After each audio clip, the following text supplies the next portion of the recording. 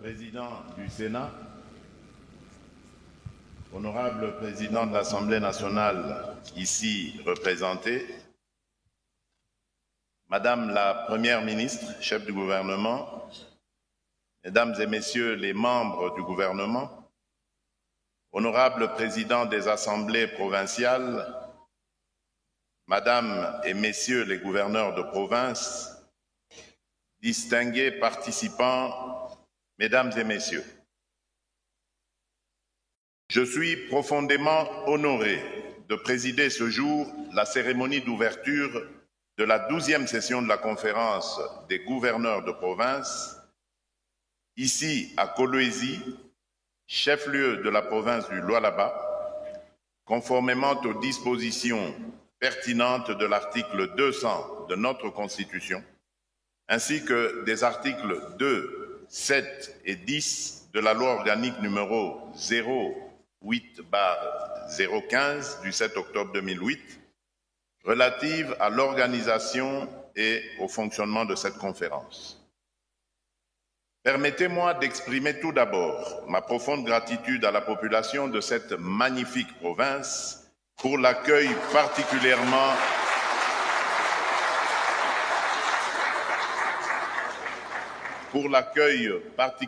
chaleureux qu'elle m'a réservé. Le thème de cette 12e session, intitulée « La santé, facteur de cohésion sociale et du développement durable des provinces », revêt pour moi une importance capitale, car la santé n'est pas seulement un droit fondamental, elle est le socle de la cohésion nationale, du progrès économique et du développement durable. Elle symbolise notre aspiration collective à la justice sociale, à la dignité humaine et à la paix. Notre système de santé en République démocratique du Congo porte encore les stigmates des décennies de conflits armés et d'instabilité. Nos infrastructures de santé sont souvent insuffisantes, voire inexistantes dans certaines régions. Le manque de personnel qualifié, les épidémies récurrentes telles que le choléra, le paludisme, la rougeole, la méningite, le VIH-Sida ou encore le virus monkeypox et les difficultés d'accès aux soins, particulièrement dans les zones rurales et les régions en conflit, demeurent préoccupants. Les femmes enceintes, les enfants et les personnes âgées restent tragiquement les premières victimes de ces insuffisances, illustrées par des taux de mortalité maternelle et infantile encore beaucoup trop élevés. Face à ces défis, nous avons décidé de placer la couverture santé universelle, CSU en sigle, au cœur de notre projet national. Celle-ci n'est pas une option parmi d'autres, mais une nécessité absolue pour garantir à chaque Congolais, indépendamment de son lieu de vie et de sa situation économique, un accès équitable à des soins de qualité. Elle s'inscrit en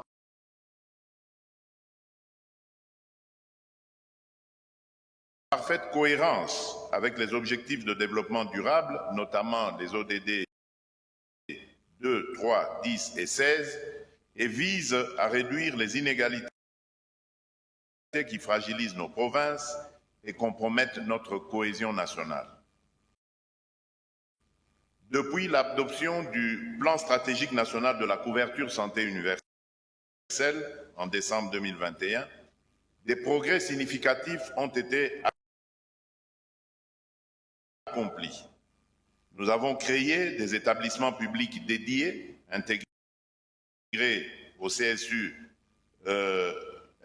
la CSU dans notre cadre législatif avec ordonnance loi numéro 23/006 du 3 mars 2023 et la loi numéro 18/035 du 13 décembre 2018 et mise en place le Conseil national de la couverture santé universelle que je préside avec l'appui de Madame la Première ministre de mon directeur de cabinet et de plusieurs membres du gouvernement. Au niveau provincial, les comités provinciaux de couverture santé universelle, placés sous votre responsabilité, Madame et Messieurs les gouverneurs, incarnent une gouvernance décentralisée ancrée dans les réalités locales. Depuis septembre 2023, la gratuité des soins maternels et néonatals, premier paquet de la CSU, a transformé des vies. À Kinshasa, oui, dans plusieurs provinces, plus de 2 millions d'accouchements ont été pris en charge sans frais et plus de 50 000 nouveau-nés malades et prématurés ont bénéficié de soins. Quelques 4 600 établissements de santé dans 257 zones de santé sont mobilisés. Ces efforts ont mis fin à la pratique inhumaine des séquestrations de femmes et de nouveau-nés pour non-paiement et ont réduit de manière significative la mortalité maternelle et néonatale, comme l'attestent les études de l'Institut national de santé publique et de l'École de santé publique de Kinshasa. Dans cette dynamique, je vous annonce la mise en œuvre progressive de l'assurance maladie obligatoire conformément à l'ordonnance précitée. Un dialogue social inclusif conduit dans le cadre du Conseil national du travail a permis de définir des modalités de cotisation équitables, 2% à la charge des employeurs et 0,5% pour les travailleurs. Cette réforme vise à élargir l'accès aux soins, renforcer la protection financière des ménages et mobiliser des ressources domestiques pour réduire notre dépendance à l'aide internationale. Une attention particulière sera portée à certaines catégories vulnérables, telles que les forces armées, la police, les agents de l'État ainsi que les populations indigentes. C'est un acte fort de justice sociale et de reconnaissance envers ceux qui protègent notre pays.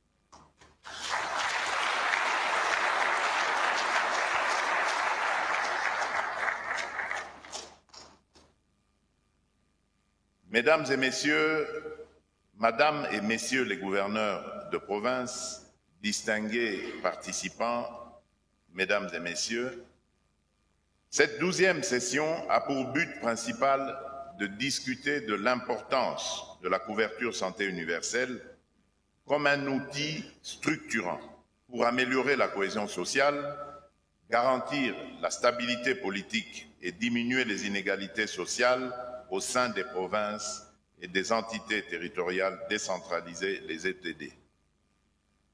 Les échanges porteront sur les façons dont la CSU peut réduire les tensions sociales et promouvoir l'inclusion. On abordera également les différences en matière d'accès aux soins de santé,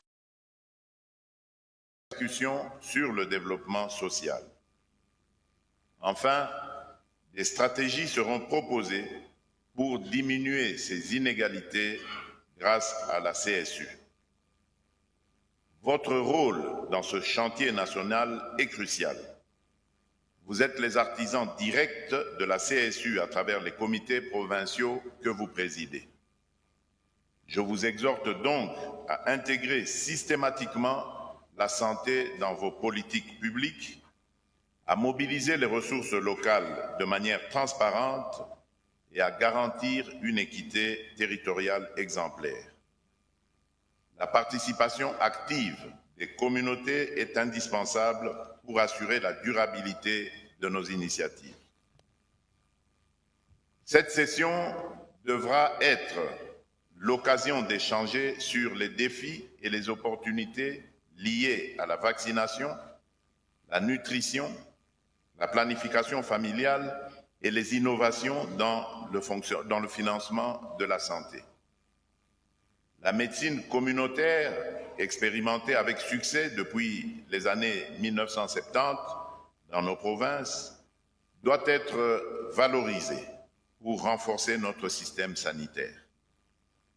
Nous devons également investir dans la modernisation de nos hôpitaux, finaliser la réforme hospitalière et promouvoir des partenariats publics-privés en intégrant les ONG, la société civile et les communautés bénéficiaires.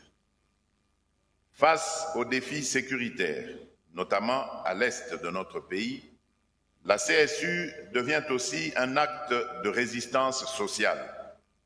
Dans les zones affectées où les structures de santé sont détruites et les médicaments rares, la reconstruction par la dignité et la solidarité constitue une réponse à la guerre elle-même. Au-delà des frontières locales, la lutte contre les épidémies comme la rougeole, le choléra, le paludisme ou Ebola doit être une démarche communautaire et interprovinciale. La diplomatie sanitaire, en favorisant la coopération et l'échange d'informations, peut devenir un levier de paix entre nos provinces. Je tiens à saluer la tenue récente du 4e Forum national sur la vaccination, consacré à l'éradication des maladies comme la poliomyélite et la lutte contre la malnutrition et le cancer du col de l'utérus. Je félicite les gouverneurs pour leur engagement, renouvelé dans la déclaration de Kinshasa, notamment en matière de financement, de suivi et de redevabilité. À l'issue de cette session, les provinces les plus performantes seront honorées pour leur exemplarité. Enfin, il est temps qu'elle cesse d'être perçue comme un privilège réservé à quelques-uns. Elle doit plutôt être un droit inaliénable garanti à chaque Congolais, quelles que soient ses origines sociales, religieuses ou ethniques.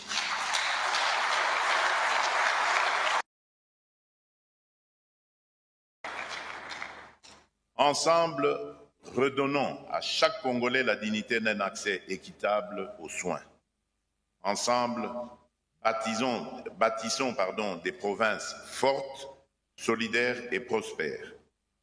Sur ce, je déclare ouverte la 12e session de la conférence des gouverneurs de province. Je vous remercie. D'orientation du président de la République qui vient justement d'ouvrir cette 12e session de la conférence des gouverneurs de province. Le chef de l'État a insisté sur la couverture santé universelle. Et la cérémonie donc se poursuit.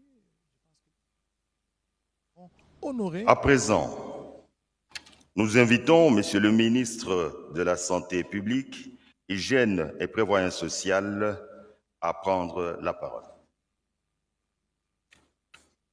Roger Nkamba, ministre de la Santé publique, Hygiène et Prévoyance sociale.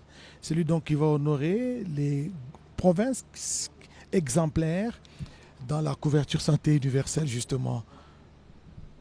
Excellence, Monsieur le Président de la République, chef de l'État, avec mes hommages les plus déférents. Honorable Président du Sénat, Excellence, Madame la Première ministre, chef du gouvernement, avec l'expression de ma très haute considération.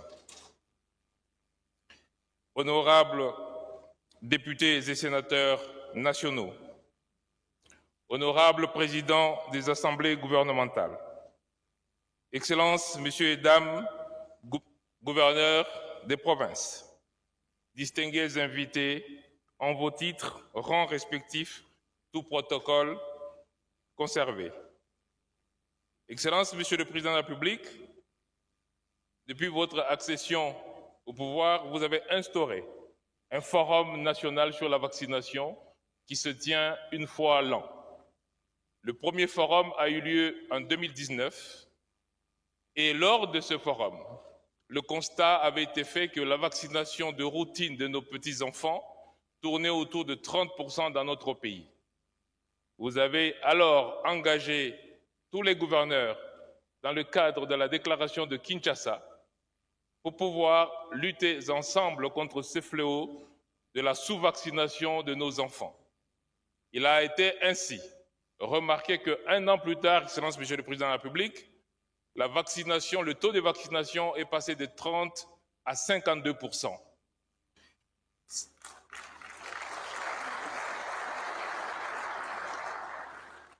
Ceci a démontré l'importance de l'implication des gouverneurs et des communautés locales dans la lutte contre ces fléaux, et vous avez renouvelé cet exercice de forum de vaccination chaque année. Le dernier a eu lieu du 5 au 6 mars dernier à Kinshasa. Les gouverneurs ainsi que le président des assemblées provinciales ont été représentés. Lors de ces sessions, Excellence, nous avons décidé de décerner aux meilleurs gouverneurs dans la lutte contre la vaccination un diplôme. Et c'est l'exercice que nous allons faire actuellement parce que 3 provinces se sont distinguées. Nous allons leur remettre, vous allez leur remettre, Excellence, Monsieur le Président de la République, le diplôme de reconnaissance de cette distinction. Pour arriver, 8e,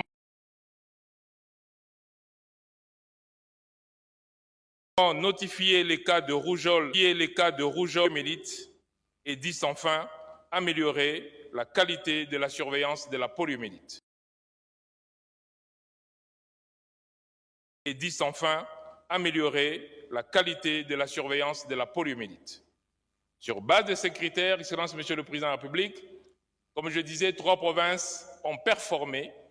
Il s'agit d'abord de la province de Tanganyika.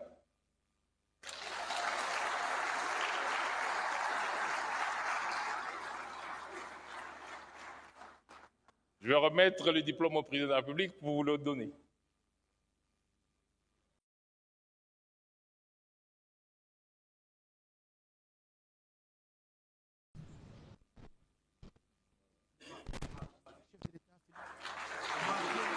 Qui est en train de remettre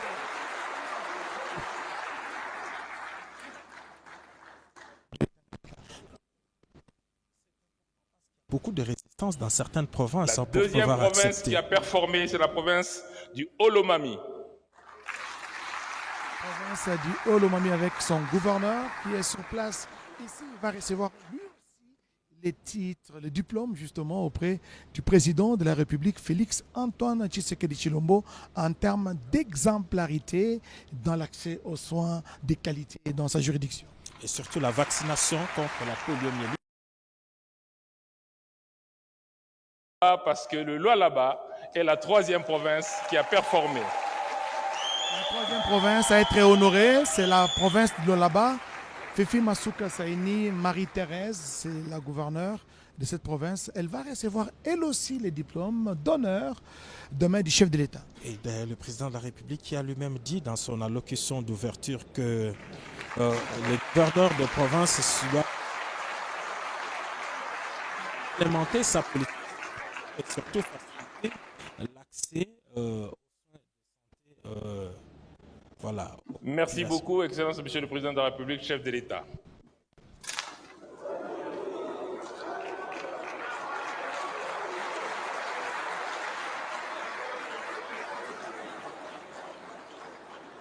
À sa fin, eh bien, les gouverneurs ont été honorés par le chef de l'État, Félix Antoine Tshisekedi Tshilombo, pour leur exemplarité. Excellence, Monsieur le Président de la République, avec l'expression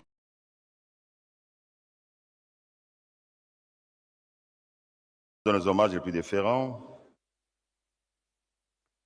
Mesdames et Messieurs, ainsi prend fin la cérémonie d'ouverture de la conférence des gouverneurs. Mesdames et Messieurs, nous prions l'assistance de se lever pour saluer la sortie de Son Excellence, Monsieur le Président de la République,